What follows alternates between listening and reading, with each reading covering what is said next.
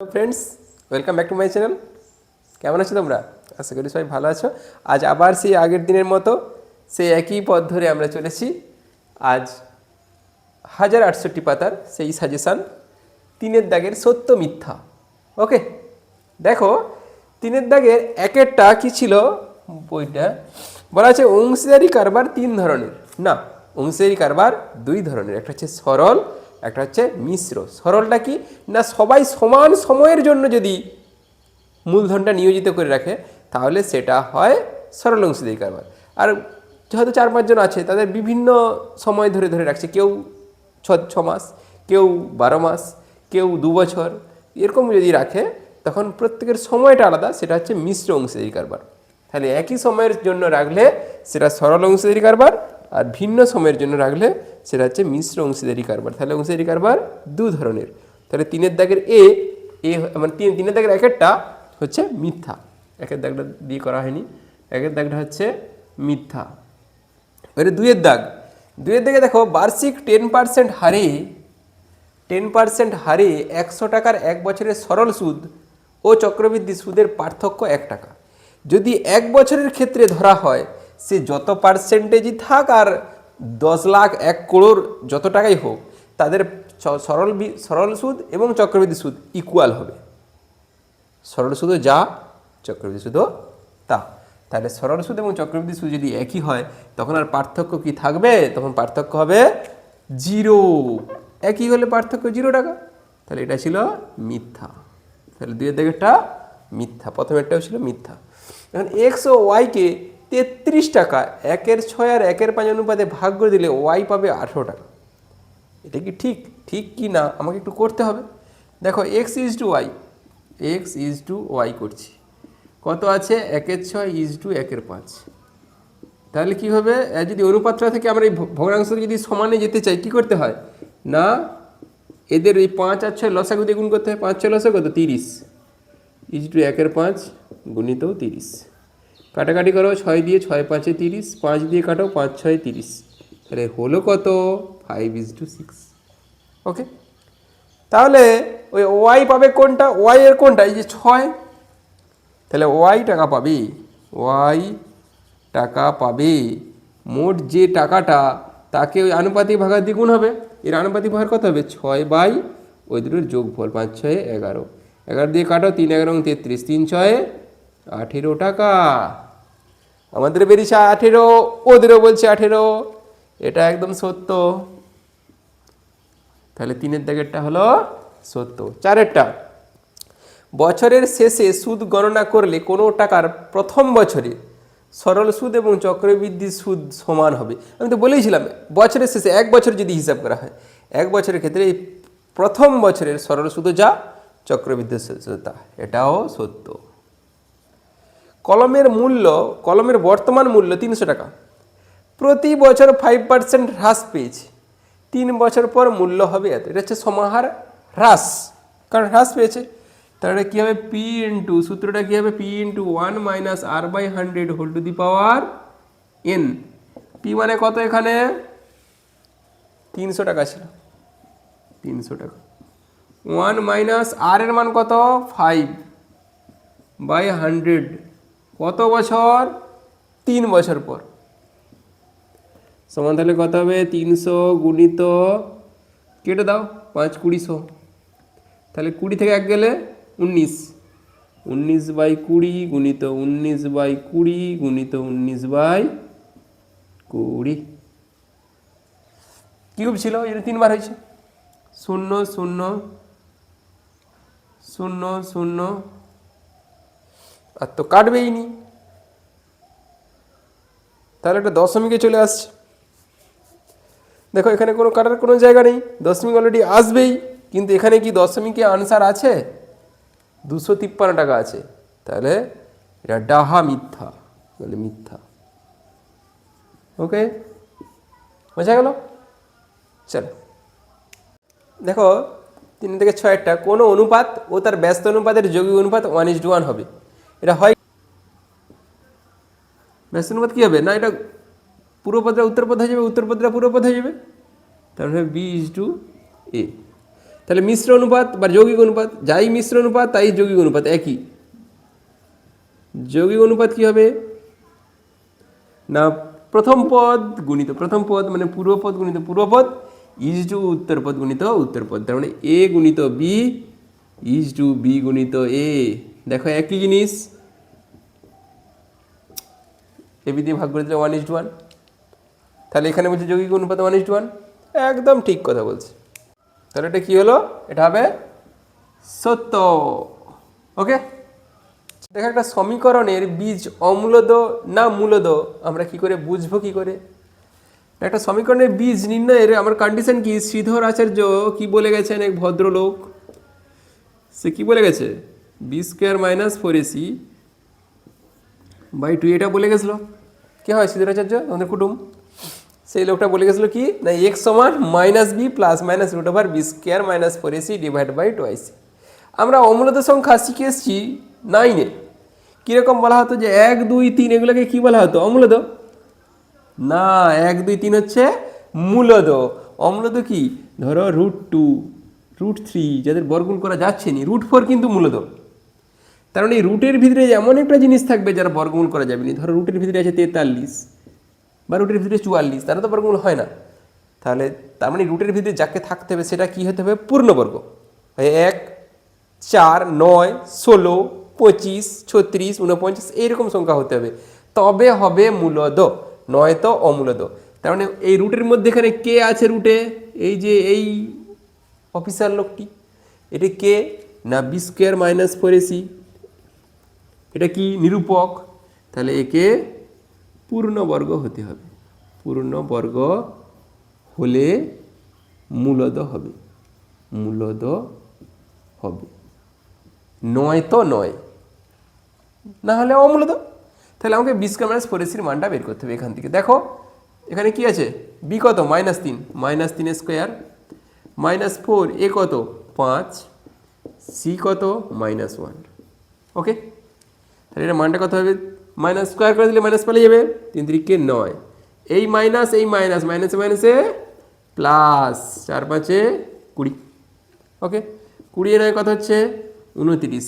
এটা আর কি বর্গমূল করা যাবে, 25 হলে হতো, 29-এ বর্গমূল করা যাবে না, তার মানে এটা অমূলদ হবে। একদম সত্য কথা বলছি, এটা ট্রু।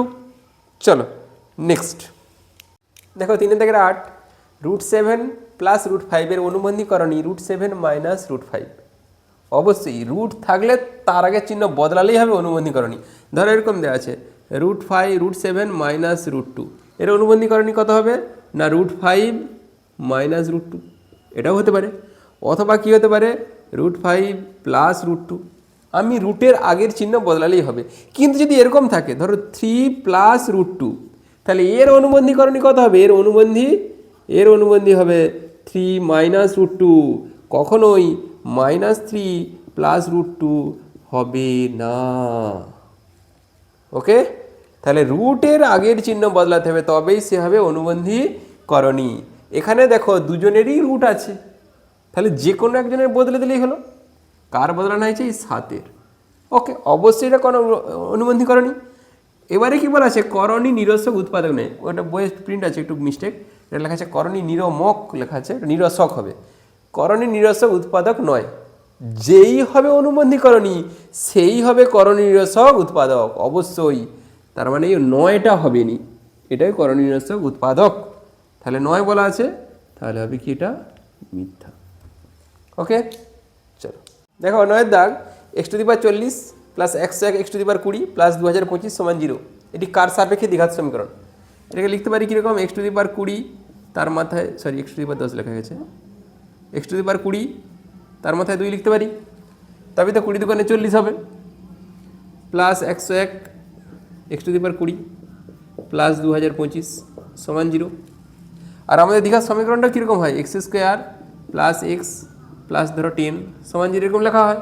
তার মানে কারোর মাথায় স্কোয়ার হতে হবে, কার মাথায় স্কোয়ার হয়েছে, এক্সের মাথায়। তার মানে এখানে এটা কার সাপেক্ষে দ্বিঘাত সমীকরণ, এটা এক্সের সাপেক্ষে দ্বিঘাত সমীকরণ। তাহলে এটা কার সাপেক্ষে দ্বিঘাত সমীকরণ, x⁻20 সাপেক্ষে লেখা হয়েছে, x⁻20 সাপেক্ষে দ্বিঘাত সমীকরণ। তাহলে ইহা সত্য।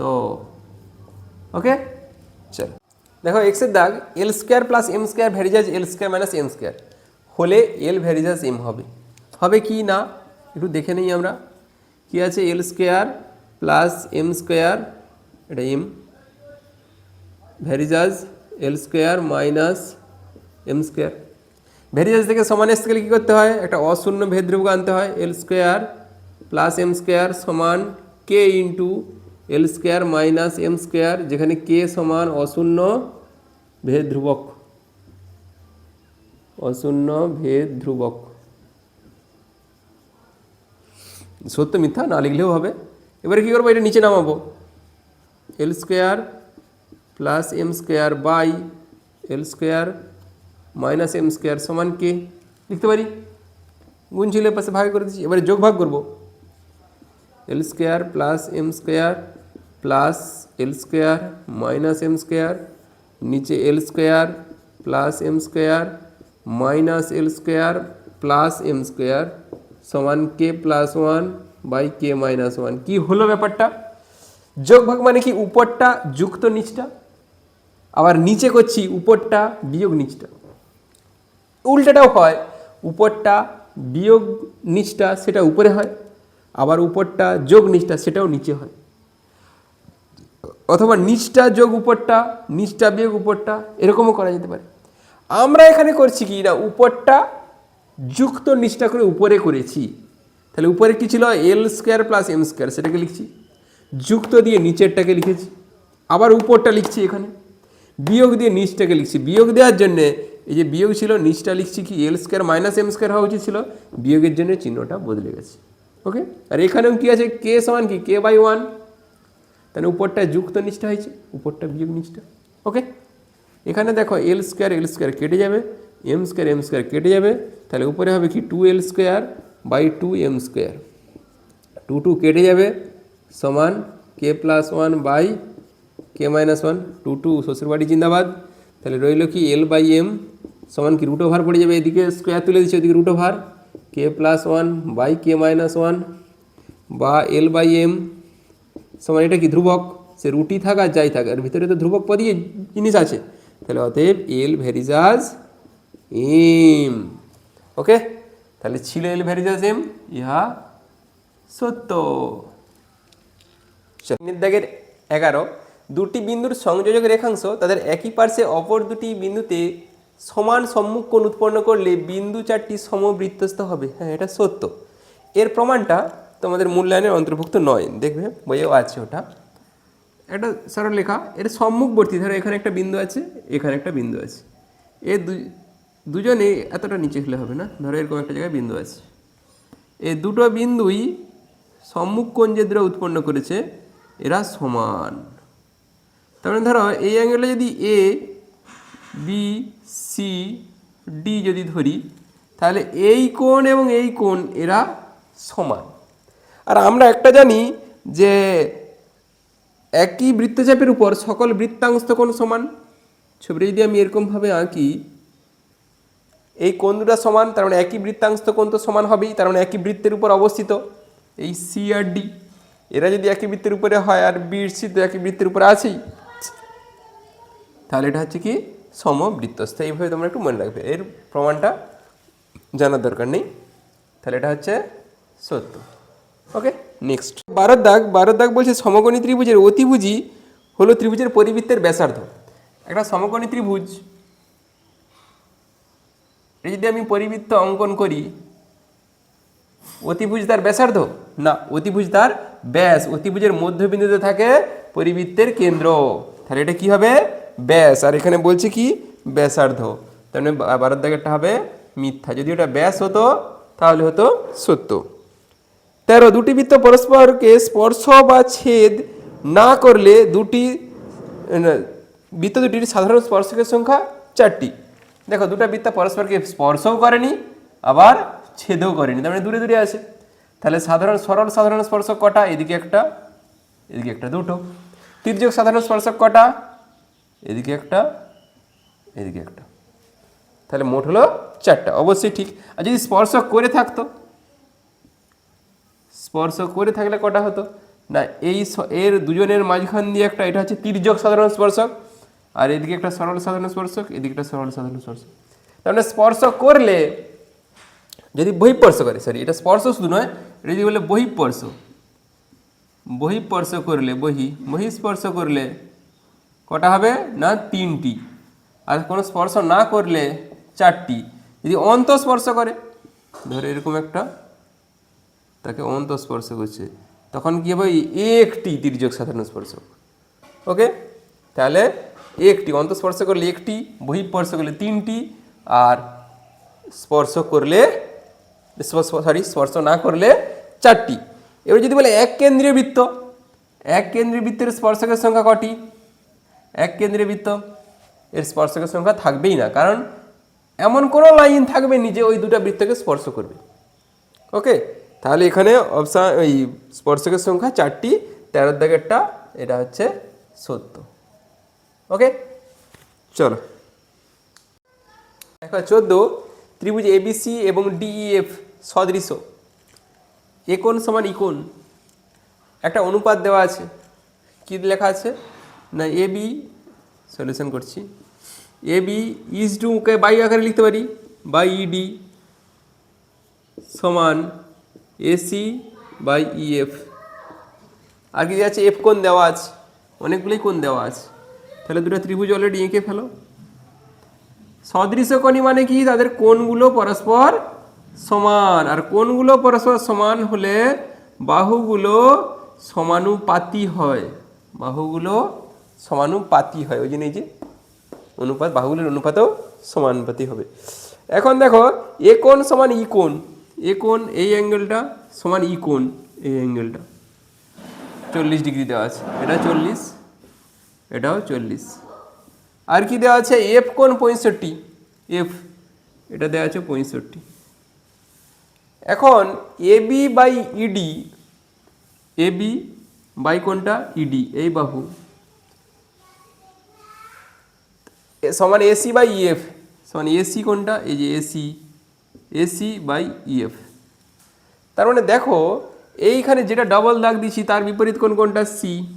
এখানে যে ডবল দাগ দিচ্ছি তার বিপরীত কোণটা এফ। সিঙ্গেল দাগ দিচ্ছি যেটা তার বিপরীত কোণ কোনটা, বি, সিঙ্গেল এই অ্যাঙ্গেলটা। আর এখানে সিঙ্গেলের বিপরীতে আছে ডি। তার মানে কী হচ্ছে না বি সমান ডি, আর কি হচ্ছে এই বি সমান ডি হলো সি সমান এফ, সি সমান এফ। ওকে, কি বার করতে বলছি, কি বি কোণ না বার করতে বলেনি, এফ দেওয়া আছে 65, তাহলে বি হচ্ছে 85, বি এর অ্যাঙ্গেল 85। বি কার সঙ্গে সমান, ডি এর সঙ্গে সমান, তার মানে এই ডিটা বের করতে হবে এইখানে। 180 থেকে ওই দুটোর যোগফল বিয়োগ করে দাও, 180 মাইনাস 5 আর 6 4 10, 10 থেকে 5 গেলে 5 7, এটা 75 ডিগ্রি। তাহলে ডি 75, ডি 75 হলে বিও 75, কিন্তু আছে কত 85, একদম ডাহা মিথ্যা। ওকে, দেখো 15 দাগ, দুটি সর্বসম বৃত্তের ব্যাস সমান, সর্বসম বৃত্ত মানে বৃত্তের আকারে যা তার বৃত্তের আকারে মানে একদম সেম বৃত্ত, তাহলে তার অবশ্যই ব্যাস সমান হবে, ব্যাসও সমান ব্যাসার্ধও সমান, তাহলে 15টা হবে সত্য, 15 সত্য, এটা কোষার কিছু নেই। 16 বলছে এটি লম্ববৃত্তাকার শঙ্কু, লম্ববৃত্তাকার যেটা শঙ্কু আঁকি, এটা একটা শঙ্কু, লম্ববৃত্তাকার শঙ্কু, এই শঙ্কুর উচ্চতা মানে এটা উচ্চতা, ব্যাসার্ধ এটা, তির্যক উচ্চতা এটা, সর্বদা একটি সমকোণী ত্রিভুজের বাহুত্রয়। অবশ্যই এটি এ বি সি, এটা একটা সমকোণী ত্রিভুজ, উচ্চতা মানে কি এই বাহুর উপর লম্ব, তার মানে এটা উচ্চ, এটা 90 ডিগ্রি। আর এটা কি 90 ডিগ্রি বিপরীত কি অতিভুজ, এটা লম্ব, এটা ভূমি, বা এটা ভূমি এটা লম্ব, যে কোনো একটা ধরতে পারো, তাহলে এটা সমকোণী ত্রিভুজের বাহুত্রয়, ইহা সত্য। তাহলে 16টা হচ্ছে কত না 16টা হচ্ছে সত্য। 17 সমকোণী চৌপলের দুটি তল পরস্পরকে যে সরলরেখাংশে ছেদ করে তাকে ধার বা প্রান্তিকী বলে। অবশ্যই দুটা তল ধরো ঘরের দুটো দেওয়াল এসে যেখানে মিলিত হয় সেটা কি, সেটা একটা তার প্রান্তিকী। আবার ঠিক ছাদের দিকে লক্ষ্য করবে, সেখানেও একটা দেয়াল উঠছে আর ছাদ সেখানেও মিলিত হয়েছে একটা সরলরেখা, সেটাও প্রান্তিকী। তাহলে তাকে প্রান্তিকী বলে, এটা সত্য। 17টাও সত্য। এবার হচ্ছে 18, সম আয়তনের দুটি নিরেট চোঙের উচ্চতার অনুপাত দেওয়া আছে, ব্যাসার্ধের অনুপাত কত হবে? মানে ব্যাসার্ধের অনুপাতটা বলছে √11:√2। তাহলে 18টা কি হচ্ছে না, দুজনের আয়তন সমান। কার কার আয়তন সমান বলা আছে? সম আয়তনের দুটি নিরেট চোঙের, দুজনেরই আয়তন সমান। চোঙের উচ্চতা দেওয়া আছে, উচ্চতার অনুপাত ধরি প্রথম চোঙের উচ্চতা, প্রথম চোঙের উচ্চতা 1 ছিল, তার মানে x সেমি, সেমি বা একক, একক ধরে নাও, x একক। দ্বিতীয় চোঙের উচ্চতা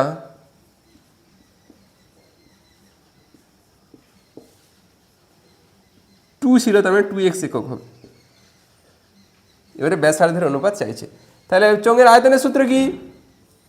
πr1² h1 = πr2² h2, কারণ πr²h, প্রথম বৃত্তের ব্যাসার্ধ r1, উচ্চতা h1, দ্বিতীয় বৃত্তের ব্যাসার্ধ r2 h2। ওকে, তাহলে এখানে আমরা পাই পাই ঘর বাটি দেবো। r1 এগুলো কি উচ্চতা, উচ্চতা মানে কি, এটা h1, এটা কি h2। তাহলে r1² × h1 এর মান কত? x।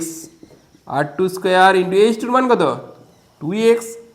x কেটে গেল, রইল কি বা, এটা বা হবে r1² = 2r2²। এই r2টাকে টেনে নামিয়ে দাও, r1² / r2² = 2/1 বা r1/r2 সমান কত হবে? √2/1। তার মানে √2:1 হবে। আর এখানে দেওয়া আছে কি √11:√2। তাহলে অপশানটি ভুল।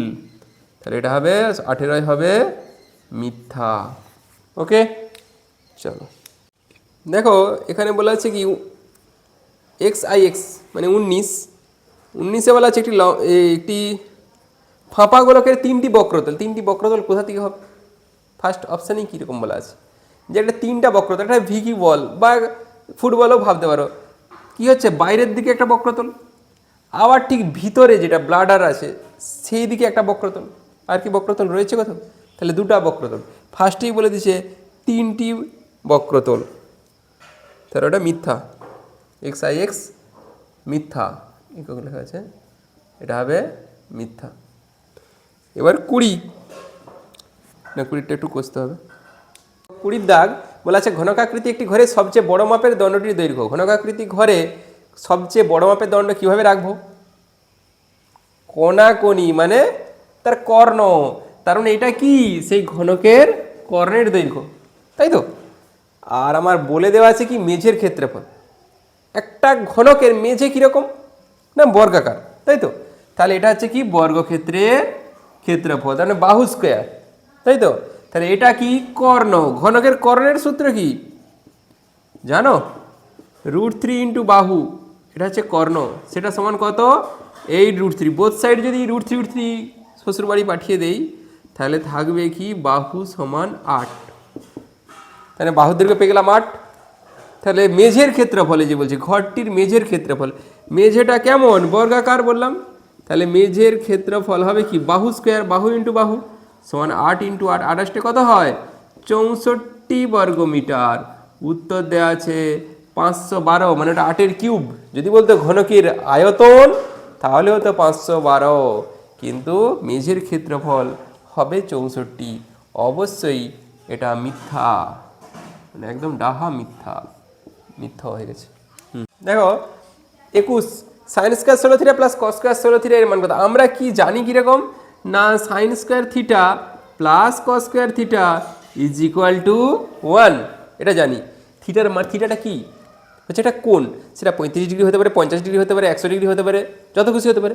এখন এই থিটার মানটা এখানে দেওয়া আছে 16 থিটা, থিটার জায়গায় 16 থিটা। মানে যদি এখানে 15 ডিগ্রি হয় তাকে 16 দিয়ে গুণ করে সেটা কোণই হচ্ছে।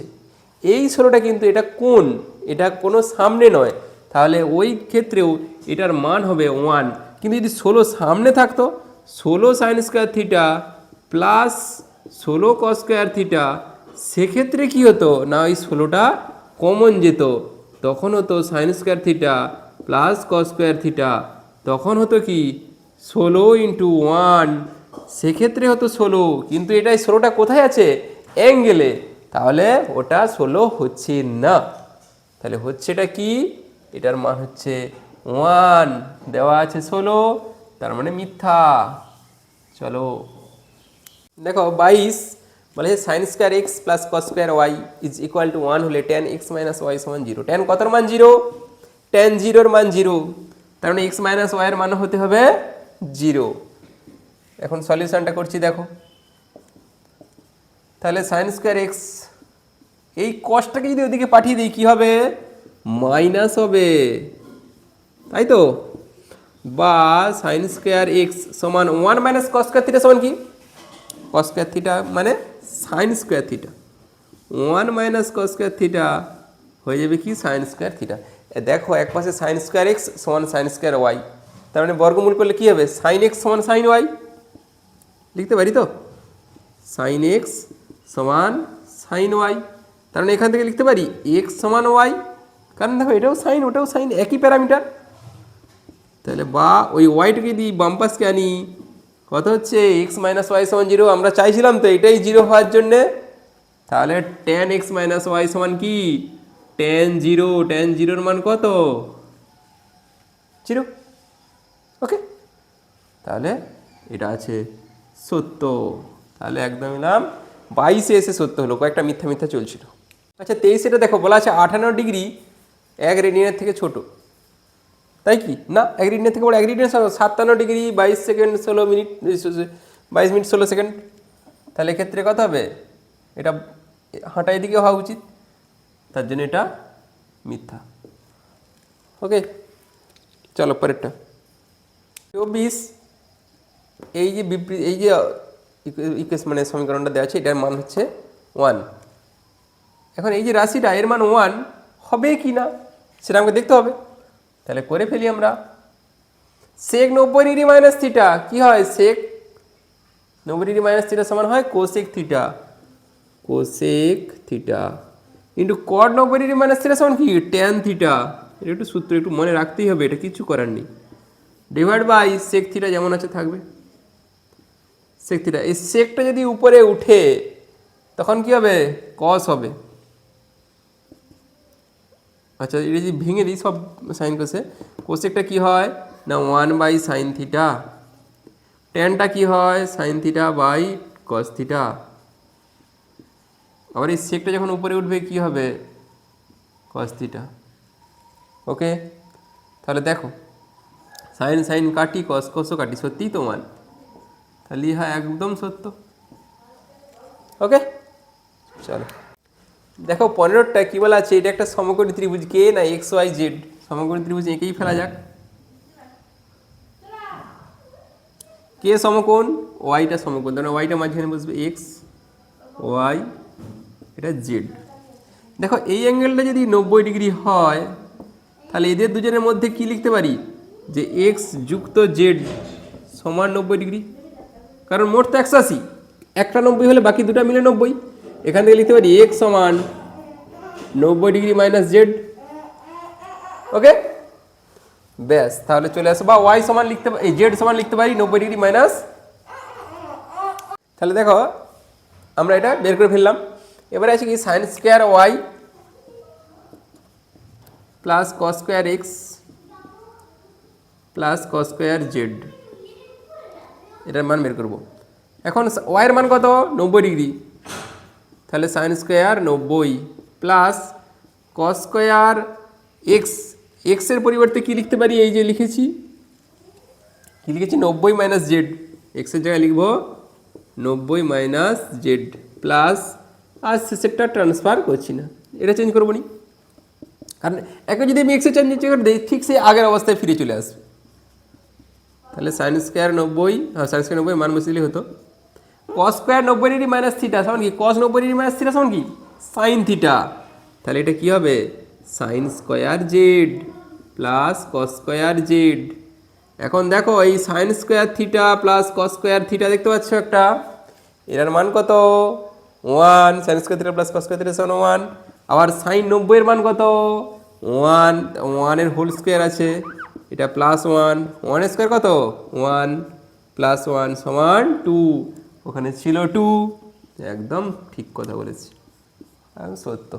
দেখো 16টা ক্ষুদ্রতর সূচক অজাইব এবং বৃহত্তর সূচক অজাইব এর ছেদবিন্দুর ভুজকে বলে মধ্যক। ঠিকই তো, মধ্যমান বা মধ্যক মধ্যমাও হয়। কীরকম দেখো একটা বৃহত্তর সূচক হয়ে নেমে হয়তো এরকম জায়গায় এলো, আবার একটা ক্ষুদ্রতর সূচক এদিক থেকে উঠে উঠে এরকম গেল, তখন এইখান থেকে যদি আমি এইখান থেকে যদি আমি নিচের দিকে লম্বটা টানি, এই বিন্দুটা এই ভুজটাই হবে কি না ওর মধ্যমা, তাহলে এটাই হচ্ছে মধ্যক, সেটাই বলছে ওখানে। ওকে, তার মানে ওটা হচ্ছে সত্য। চলো মনে রাখবে একটু, সত্য। এক্স ভি দুটাই মানে 27 যদি কোনো বিভাজনের প্রতিটি চলকের পরিসংখ্যা সমান হয়, চলকের পরিসংখ্যা সমান, সেই বিভাজনের সংখ্যাগুরু মান থাকবে না। দেখো যতগুলো একটা পরিসংখ্যা বিভাজনের কি হয়, একটা যখন আমরা শ্রেণী পরিসংখ্যা লিখি, হাইয়েস্ট পরিসংখ্যাটাই হয় তার সংখ্যাগুরু মান।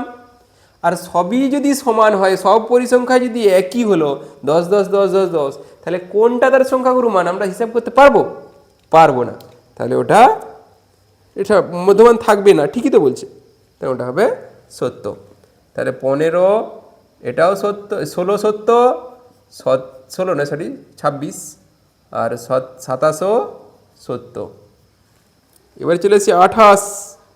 এন যদি যুগ্ম সংখ্যা হয় তবে মধ্যমা হবে n/2 তম এবং n/2 - 1 তম পর্যবেক্ষণের গড়। না, n/2 তম পদ এবং n/2 + 1 তম পদ, n/2 তম প্লাস n/2 + 1 তম পদ ডিভাইড বাই 2, এটা হয় মধ্যমান, মানে মধ্যমা মান নয়, এটা মধ্যমা। n/2 তম পদ আর n/2 + 1 তম পদ বাই 2, এটা হচ্ছে যখন পর্যবেক্ষণের সংখ্যা জোড় হবে। জোড় সংখ্যক পর্যবেক্ষণ হলে সেক্ষেত্রে, যদি বিজোড় সংখ্যক হতো তখন হতো কি n+1/2 তম পদ, এক কথায় কাজ শেষ। কিন্তু যদি জোড় সংখ্যক পর্যবেক্ষণ থাকে সেক্ষেত্রে কি করতে হয়, n/2 + n/2 + 1 তম পদ। ধরো আছে এখানে 8টা পদ, 8 পিস, তখন কি হবে n/2 মানে 4, তারপরেরটা পদ 5, 5 4 + 5/2 তম পদ হয়। ওকে, 4 নম্বর পদ আর 5 নম্বর পদের যে তা থাকে তাদেরকে বসিয়ে দিয়ে 2 দিয়ে ভাগ করতে হয়। তাহলে এটা সত্য নয়, মিথ্যা, কারণ ওখানে প্লাস হবে, যেখানে মাইনাস দেওয়া আছে ওটা প্লাস হবে, মিথ্যা। তারপরে সকল রাশি তথ্যের জন্য xi - x বার এর মান 0 হবে। কি দেওয়া আছে, সামেশান i = 1 থেকে n xi - x বার এর মান 0 বলছে, এর মান 0 0। আচ্ছা, এখানে যদি আমি 1 বসাই তাহলে কি হবে, n পর্যন্ত তো, তাহলে x1 + x2 + x3 + x4 এরকম করে ডট ডট ডট করে যাচ্ছে কতকে না xn। এবারে বিয়োগ এই x বারটা, এটাও কতবার থাকবে n বার, তার মানে n x বার। একটা আমি গড়কে যদি তার মানে এই সংখ্যা দিয়ে গুণ করে দেই তাহলে সেটাই তো হয় যোগফল। ঠিক করে ভেবে দেখো, যোগফল এইটা, আবার আমি গড়কে যদি যতগুলো পর্যবেক্ষণ তাকে যদি গুণ করে দেই সেটাও কিন্তু হবে যোগফল। কেননা দেখো, ধরো 5 জন ছেলের গড় বয়স 10 বছর, তাহলে 5 জনের মোট বয়স কত হবে 50। গড় বয়স ছিল x বার সমান ছিল 10, তাহলে n ইন্টু মানে 5 × x বার সেক্ষেত্রে হচ্ছে 50। আবার যখন 5টা x1 + x2 + x3 + x4 + x5 মানে 5 জন, এদের বয়স কত হবে মোট এমনিতেও 85। তাহলে এই গড়কে সংখ্যা দিয়ে গুণ করাও যা আর এই যোগফলটাও তা, তার মানে এইটার মান আর এইটার মান তো সেম হচ্ছে, তার মানে সত্যি এটা হচ্ছে 0, সত্য, এটা হচ্ছে সত্য। আরেকটা আছে শেষমেশ, সবশেষের বলা আছে 6, 7, x, 8, y, 16 সংখ্যাগুলির গড় দেওয়া আছে 9, তাহলে x প্লাস ওয়াই সমান হবে 20। কী করে বলবো একটু মুছে দেই। দেখো গড় মানে কি যোগফল সবগুলার, 6 যুক্ত 7 যুক্ত এক্স যুক্ত 8 যুক্ত ওয়াই যুক্ত 16, এগুলাকে যোগ করে কত দিয়ে ভাগ, কপিস সংখ্যা আছে 1, 2, 3, 4, 5, 6, 6 পিস সংখ্যা আছে, ইজ ইকুয়াল টু 9।